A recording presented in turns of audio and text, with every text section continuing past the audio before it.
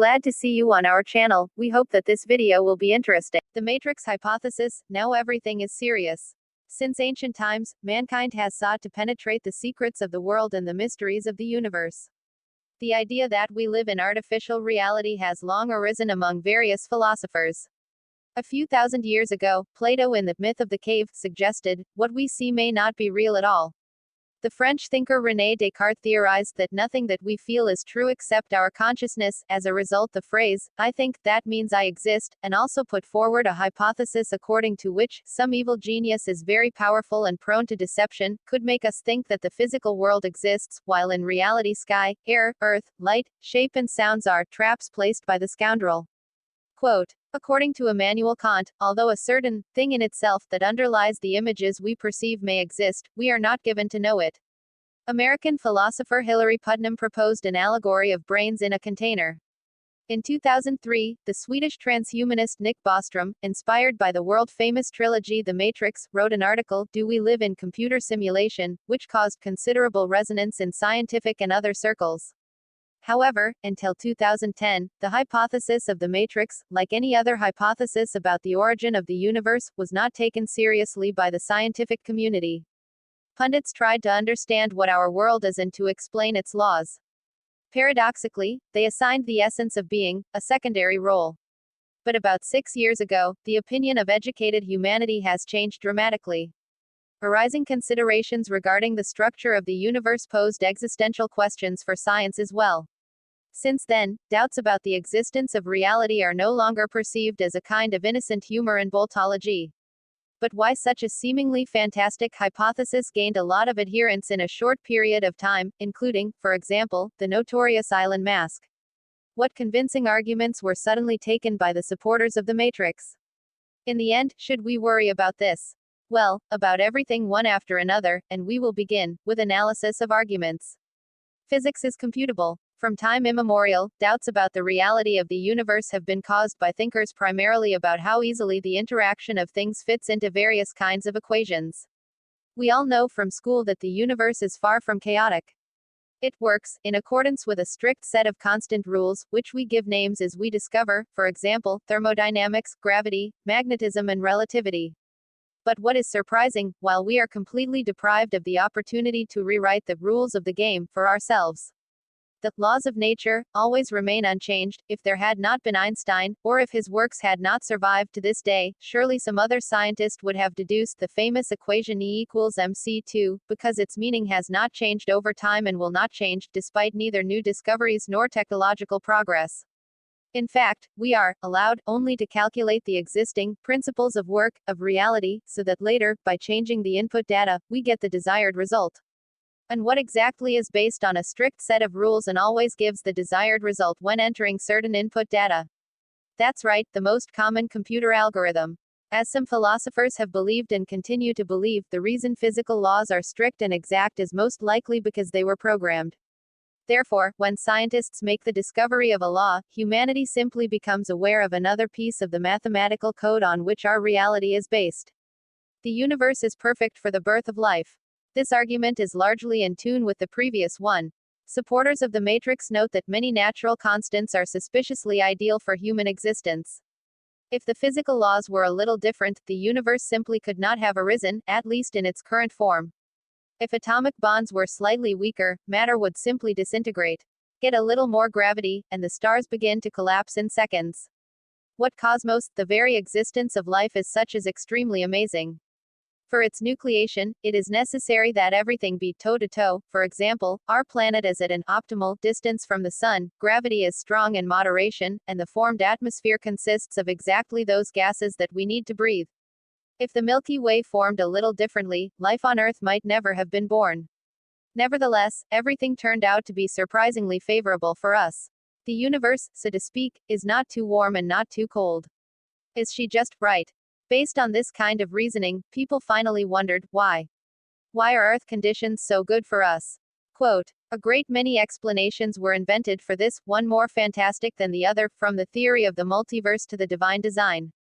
But one of the guesses is, the universe is simply fake, this is a simulation launched by another creature. In a laboratory of truly universal proportions, each suitable factor was intentionally set to a fixed state, so that life could arise in an artificial universe. And then the God programmer launched an imitation. In philosophy, this position is called differently: anthropic principle, sandbox theory, zoo hypothesis. But the essence of the name does not change. Our whole world is just a model, and we are the heroes of the very big game The Sims.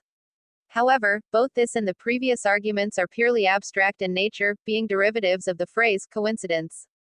I don't think so. Perhaps the proponents of the simulation hypothesis have much more solid evidence at their disposal. The universe is probably segmented. Perhaps it will be a surprise for you, but humanity is already able to fully simulate reality. True, due to the high degree of complexity today, scientists are able to reliably simulate only strong nuclear interactions, quantum chromodynamics, on the scale of femtometers, millionths of a nanometer. This is not enough to understand even the smallest microorganisms, not to mention planets, stars and galaxies. Nevertheless, we know that any computer model, including the model of the universe, implies dividing virtual reality into sections within which calculation takes place, and then connecting these sections together. Thus, a lattice is obtained that organizes and structures the digital space. In 2012, Professor Silas Bin from the Bonn University of Germany and his colleagues suggested, if our universe is a simulation, then it must have certain limits. In particular, it may be the restrictions imposed by the spatial grid, and if found, people will have undeniable evidence that the visible world is just an illusion. Scientists set about searching. To do this, they decided to simulate a particle of the universe, using a small lattice as the structure of matter, the space-time continuum. During the experiment, scientists found that the existence of a universal grid implies a strict restriction on the amount of energy that cosmic particles can have. Surprisingly, computer calculations agree with real data. Astronomical observations show that the energy of cosmic ray particles arriving to us from the farthest galaxies really breaks off at a certain level, which is known to physicists as the GZK limit. However, German scientists honestly admit that their red pill is not without flaws. According to Professor Bean, the model of the universe can be built in a completely different way, and not just the one they presented. Therefore, in the future, scientists intend to gather more evidence of the existence of the grid by observing how cosmic particles scatter when they come across this still purely theoretical lattice.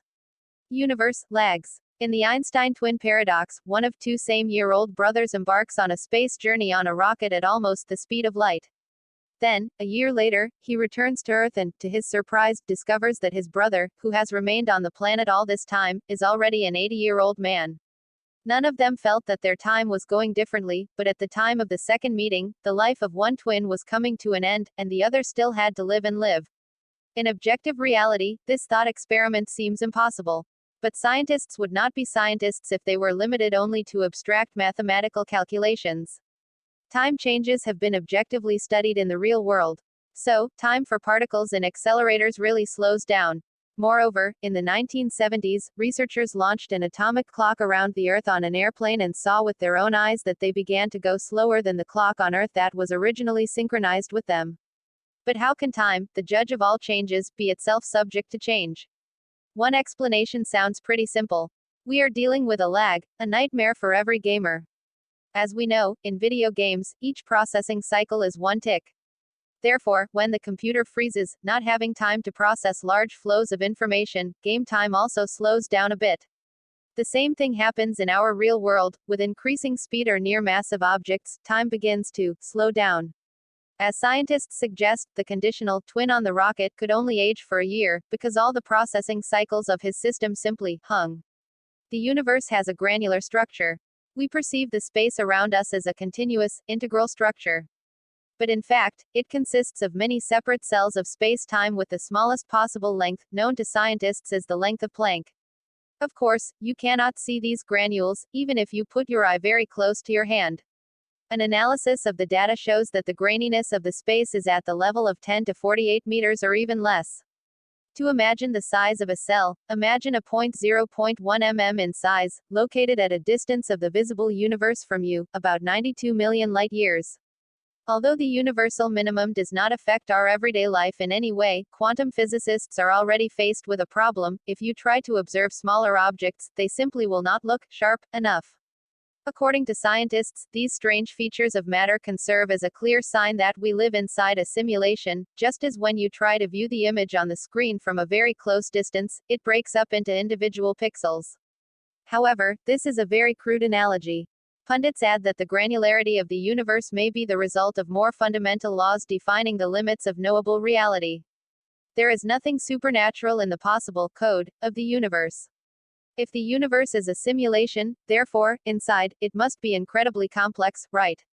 It is hard to imagine that such a detailed simulation was based only on lines of faceless zeros and ones. But, as practice shows, in reality, creating something very complicated from a relatively simple set of rules is quite realistic. John Conway's Game of Life is a great example. This simple piece of work, developed by an English mathematician back in 1970, belongs to the category of so-called modeling games, games that, to one degree or another, imitate processes that occur in real life. The events of Game of Life take place on the cell field, which is traditionally called the universe. At your disposal is a colony of cells with the simplest life functions, controlled by a pair of extremely simple rules. Each cell can be in one of two states, living or dead. All cells are born and die synchronously, in an instant. This is, relatively speaking, a generation. In an empty, dead, cell, next to which there are exactly 3 living cells, life is born. If a living cell has 2 or 3 living neighbors, then it continues to live. Otherwise, if there are less than 2 or more than 3 neighbors, the cell dies, from loneliness, or, from overpopulation. It would seem that the whole system is so transparent that it should not conceal surprises. But there are enough surprises there. The complexity and organic nature of the evolution of point forms completely exceeds all predictions. The situations that arise during the game are very similar to the real processes that occur during the nucleation, development and death of living beings. Artless at first glance, cell colonies miraculously mutate into more advanced organisms, which, as they develop, acquire the ability to move, absorb their neighbors and give birth to their own kind. Of course, the brainchild of Conway is far from simulating the entire universe. Nevertheless, the toy clearly demonstrates how something complicated can emerge from something extremely uncomplicated.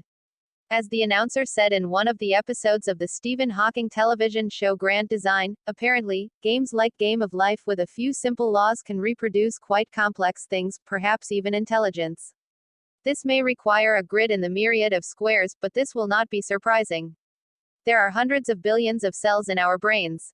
Quote, and some physicists go even further and draw a parallel between the brainchild of Conway and the interaction of universal particles. As we know, at a fundamental level, the universe also consists of simple, building blocks that are governed by a relatively small set of rules. Simulation is a natural technological progress. At first glance, the hypothesis about the matrix is in serious conflict with our feelings. The world seems too realistic to be a simulation. The severity of the cup in the hand, the aroma of the coffee poured into it, the sounds surrounding us, how can we fake such a wealth of experiences? But think about the progress made in computer technology over the past few decades. In all, some 40 years ago we had a Pong, 2 rectangles and a dot. Today we have photorealistic 3D projects in which millions of gamers play at the same time, and every year the technology becomes more perfect. Sometimes developers make virtual universes almost indistinguishable from the world outside the window. If we assume the preservation of such a speed of progress, over time, if VR does not replace, then at least it will significantly squeeze our real world. In addition, elements of thinking are already embedded in separate programs that mimic human behavior. Of course, so far they are quite primitive and are based on elementary logic from the category of if-then. But who can guarantee that someday we will not witness the creation of virtual beings endowed with a full consciousness? Success in understanding the principles of the human brain, as well as the vast computational resources that promise the development of quantum computer technology, are steadily bringing this moment closer. Thus, it can be assumed that with the further development of technology, humanity will ultimately launch a perfect simulation, inhabited by intelligent agent beings, people themselves or AI, who will perceive it as an absolutely real world. According to the aforementioned philosopher Nick Bostrom, as well as the notorious Elon Musk, such a scenario is almost inevitable. To prevent this from happening, we must either end our existence as a species, at best, go back to the Stone Age, or lose interest in computer technology as a whole. However, both of them, according to the American physicist George Smoot, are very unlikely. Undoubtedly, humanity is stubbornly creating problems for itself, just mention global warming, growing stockpiles of nuclear weapons, and the threat of mass extinction of species. But these problems will not necessarily lead to the destruction of all civilization. And now, with this in mind, think, if such a development of technology is inevitable, is it really so impossible that some intelligent civilization somewhere in the universe has already reached this stage earlier? And if so, it would be logical to assume that we just live inside the simulation, and not in the real world, because the probability of this is statistically higher. If we ourselves ever reach such a stage of technological development, then, obviously, we will not limit ourselves to one artificial the universe. Scientists will simultaneously conduct a huge number of simulations, the number of which will significantly exceed our only real world. And therefore, according to Elon Musk, the probability that we do not live in virtual reality is only $1 multi-billion. It will be even better for us if it turns out that what we take for reality is a simulator that was created by another race or people of the future, Musk notes. Creating a simulation is not a whim, but a scientific necessity. Well, you may notice, let's say a certain intellect actually wrote the code for our universe. But why? What is the profit from the simulation of humanity? Quote, oddly enough, giving an answer to this question is quite simple. Just as gamers now love to play for themselves in The Sims, people of the future with the ability to create complex simulations are likely to launch a simulation of the universe and humanity in particular, purely for fun. But video games, of course, do not limit the potential scope of simulations. So, today, for research purposes, scientists imitate various situations of interaction at various levels, from subatomic particles to human communities, galaxies, and even universes. Say, computer models of complex animal behavior help biologists understand how swarms and swarms form. Thanks to simulations, astronomers are studying the principles of the formation of planets, stars, and galaxies. Sociologists and psychologists imitate human communities using relatively simple agents that make choices based on certain rules. Such programs simulate cooperation between people, urban development, the functioning of the road traffic, and the state economy, as well as many other social processes. This is not a prediction of the future. At the moment, the simulations do not take into account all possible factors and therefore are rather arbitrary. But every year we are getting closer to him. In addition, in the future, perhaps scientists will use the simulation of human development as a digital variety of archaeology, more or less reliably recreating the events of the past. Quantum reality. Now forget everything you know about computer technology, smart design, scientists, and video games. According to the second version of the matrix hypothesis, even if the universe is a simulation, it doesn't need to be programmed by any intelligent creature at all. Perhaps our physical world is actually an illusion generated by the quantum universe. Since the discovery of quantum mechanics in the 20th century, our objective reality, which we see and feel, the existence of which seems to us for granted, has begun to confuse scientists with seriously contradictory facts from the world of physics. Moreover, these paradoxes remain unresolved until now, and the promising string theories and supersymmetries have not brought this card anywhere. But what is a quantum world? The quantum world is not a matrix, in which the other world that created ours will be physical. This is not a human fantasy, since this virtuality was long before a man appeared. And this is not a phantom other world that affects ours. The quantum world, this is the real reality, which, as scientists suggest, gave rise to a phantom in the form of our physical world. From the point of view of our reality, the quantum world is illogical. His laws seem strange and counterintuitive to us, since they violate common sense, the very foundations of our understanding of the universe.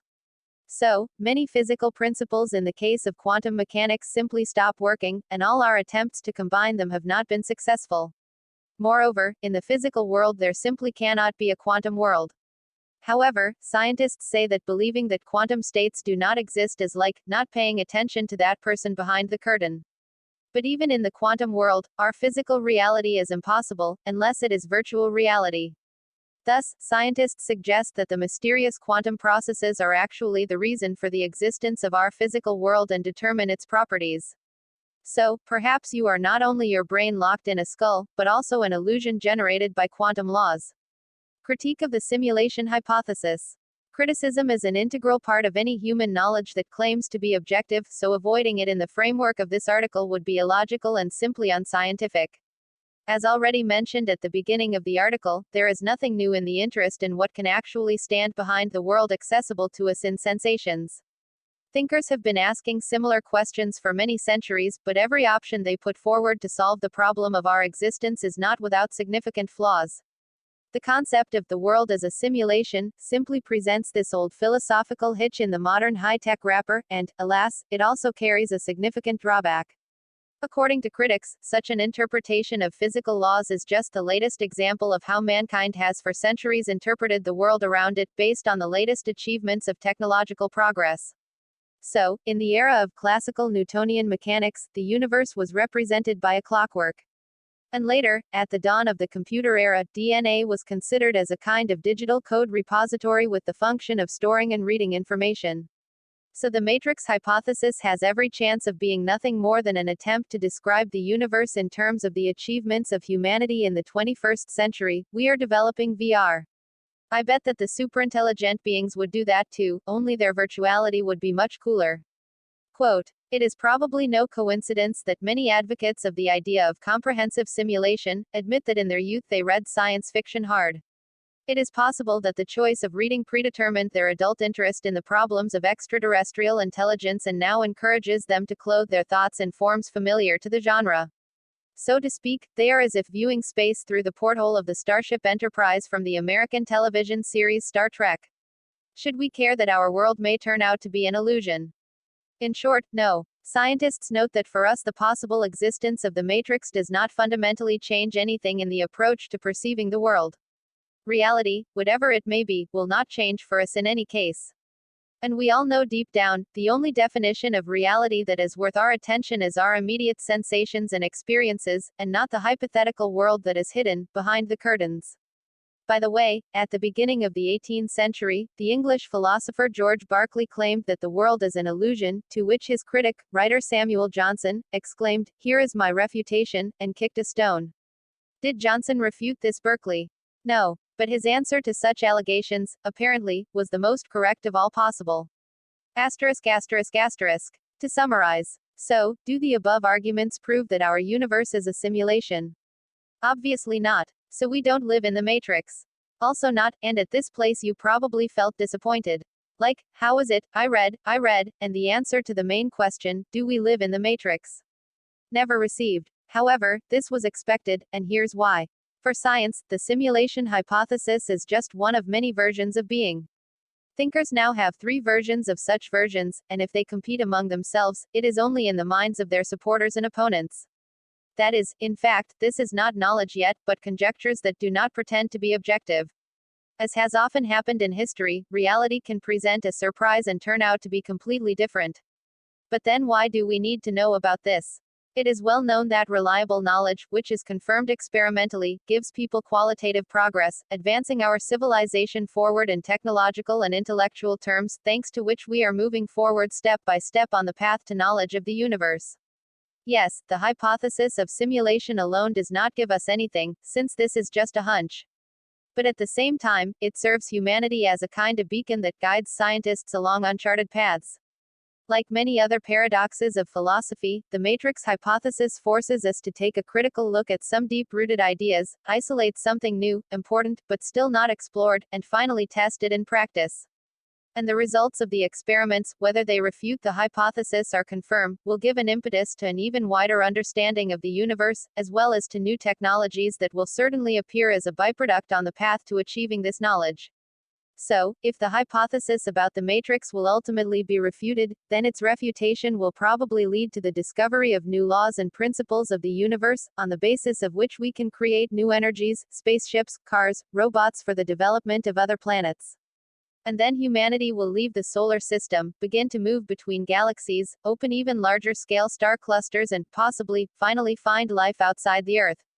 Otherwise, humanity will be convinced that it is pointless to study space, because we are in the virtual world.